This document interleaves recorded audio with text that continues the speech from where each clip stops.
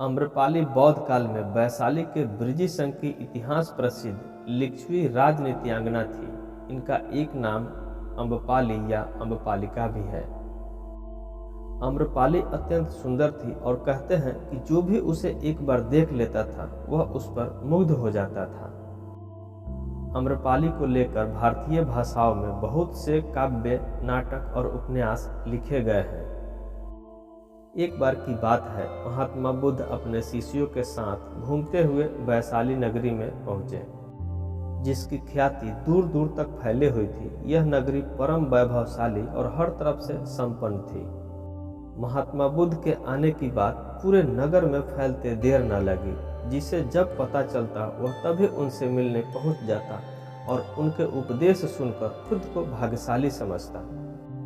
बुद्ध का चरित्र ही ऐसा प्रभावशाली था कि उनसे प्रभावित हुए बिना कोई नहीं रह सका। उस नगर की गणिका और राजनर्तकी आम्रपाली भी बुद्ध से मिलने की इच्छुक थी।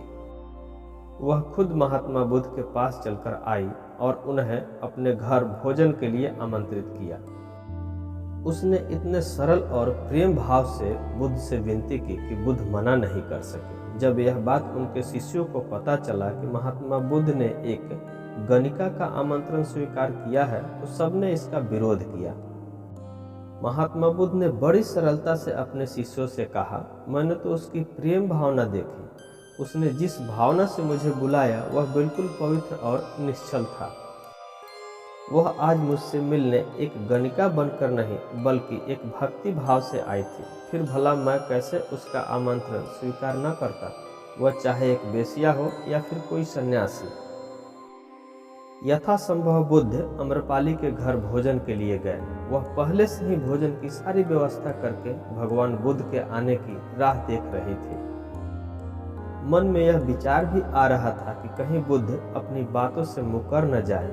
इतने बड़े सन्यासी भला क्यों एक वेश्या के बुलाने पर उसके घर पर आकर भोजन करेंगे। परंतु जैसे ही आम्रपाली ने बुद्ध को देखा तो उसकी प्रसन्नता का ठिकाना न रहा। वह दौड़कर दरवाजे पर गई और उनका स्वागत किया।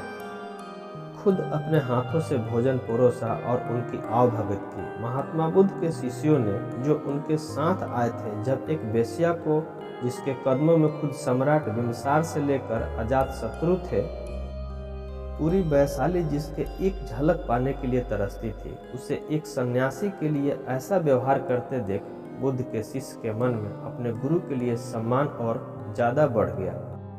आम्रपाली ने महात्मा बुद्ध के व्यक्तित्व के बारे में जैसा सुना था, उनसे मिलने के बाद वह उनसे ज्यादा प्रभावित हुई और उसी समय वह बुद्ध की शरण में चली गई।